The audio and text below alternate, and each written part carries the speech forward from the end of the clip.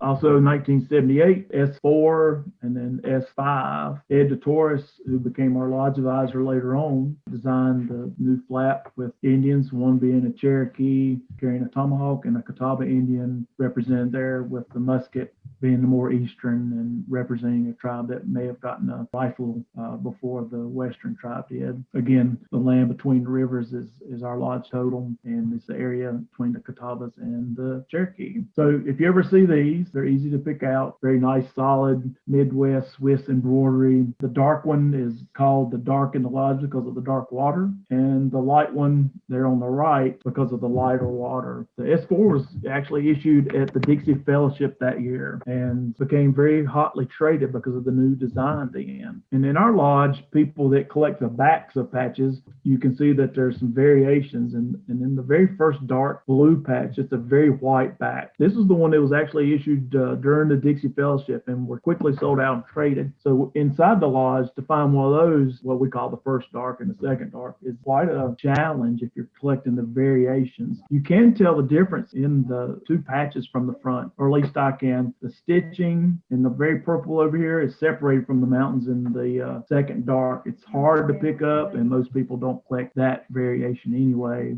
In the light, very white back, lesser white back, and then the plastic back flap, which was issued closer to the 81 Jamboree. And so lots of those plastic backs went to the Jamboree. So when we're collecting the backs of them, the plastic backs tend to be the one that most people don't have. Everybody scooped up the very first, the lights in 78, because the debacle we had with the first dark and the second darks. Everybody thought they need to have hold on those, but the ones with plastic backs went to a Jamboree, and so those got traded out. But they're virtually, I can't tell, I don't know anybody can tell the fronts of those things from the back.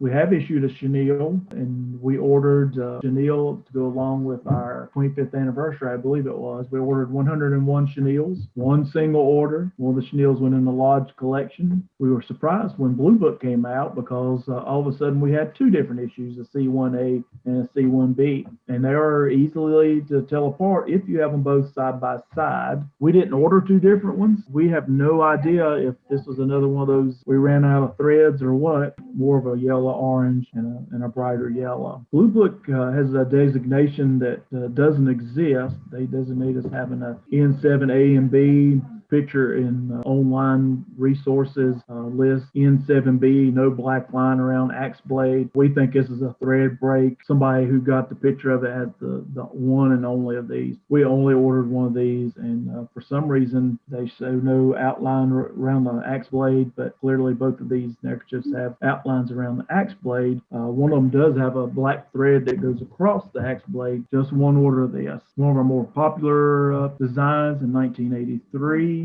James Campbell was the lodge treasurer advisor at the time and ordered our patches, told them that we wanted a pink patch, and they even called and asked James if that's what we meant, and it was. And this was very popular at Camp Uwharrie. The members were able to buy 4 patches at the event, but what they didn't think about, and as you see, it also was issued for the 83 NOAC, but they were so popular that we sold out on them. So the patches were actually reordered, and at some point in time, somebody looked at the patches and said, at least in our lodge, most people outside the lodge will list this as an MVE, but when you have both of those two pink patches together, there is a thick variety of this and a thin variety of this. This could have been just because of the way they were made. The two different looms could have done this because the same variety exists in our more common S9 flap of the same time period. So nobody knows if the second reorder were all thins or thicks, but most people don't collect this variety anyway. And there you can see the S9 flap that we used for many, many, many years. Also has the thicker variety stitching in the black. But really what happens when you reorder a flap, because it's so good, and somebody at the patch company really switches thread color because they couldn't tell pink from tan, was our 20th anniversary patch in 1984. The patch on the left there we call the pink belly, has a lighter shade of skin color on the Native American. They sold those 4 per person, and we ran out. And the lodge voted to, well, let's just reorder them. And so they did. And guess what happens? Somebody at the company switched the threads. And so that's the tan belly in our lodge. That's how they're known, pink and tan bellies. My guess is that we probably ordered 1 loom run of the pink ones. So anywhere between 250 and 300 of those exist. But they were restricted by sale, 4 per person. The tans you could order as many as you want. You see those more often. One of our breakthrough patches, and for lots of what people in the country will know us for, was our 1990 quote unquote Ninja Turtle design. Ed DeTorres again designing. And the fun story for this one is they were trying to figure out what to make for NOAC. Ed saw that some of our airmen at one of the Cracker Barrel tables was reading a comic book that had the Ninja Turtles on it. And Ed took the design and copied it or redrew it. Looks like a copy. We would never get away with that today. On this Ninja Turtle, you'll notice it has an E on the belt buckle. Ed always says that stands for Eduardo. It may stand for Eswau, but Ed says it stands for Eduardo, his first name. This was a breakthrough patch for many of us. I was out of school and had a job and had money to buy patches, and this was the flap of the conference. Never in my life have I been so accosted to trade with people, and fortunately I did buy a bunch. I had the most fun trading more than 1-for-1 for our flaps.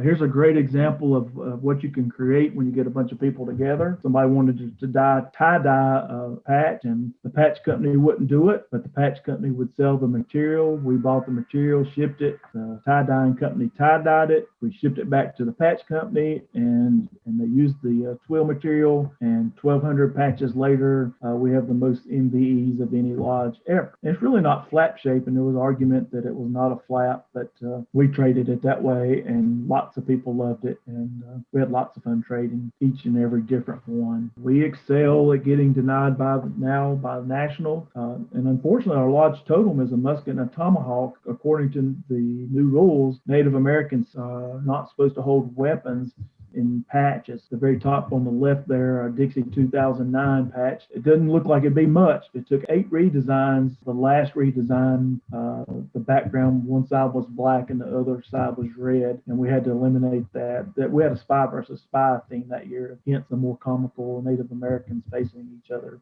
I also had an issue in 2000 with the Tasmanian Devil patch. A company would not make it.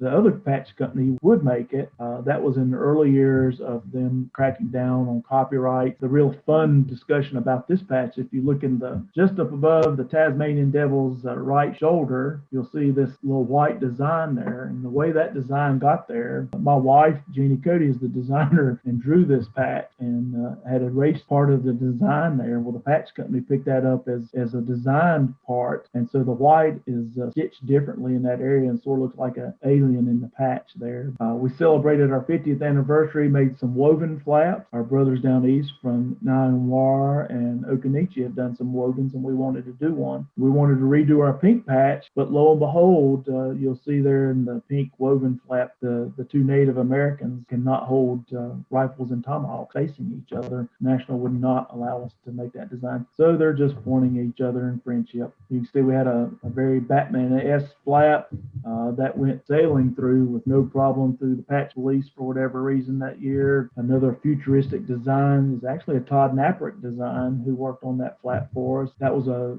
into the future year for us. Todd had made some very futuristic looking weapons for us, and they would not allow us to make a rifle with a magazine holding lots of cartridges in it, and so they had to make a rifle with less cartridges in it, hence a lever action rifle. Nonetheless, it was denied and had to be redesigned. However, our very popular year with the Harry Potter patches, which my daughter actually helped design those, these went through the very first time through the patch release. We were very happy with that. Clearly one of the patch designs to have at the 2018 NOAC, and people still haunt us today trying to get those from us. However, our activity patches for the year there to the right, Dobby the House Elf, it failed on 2 tries to get to this look.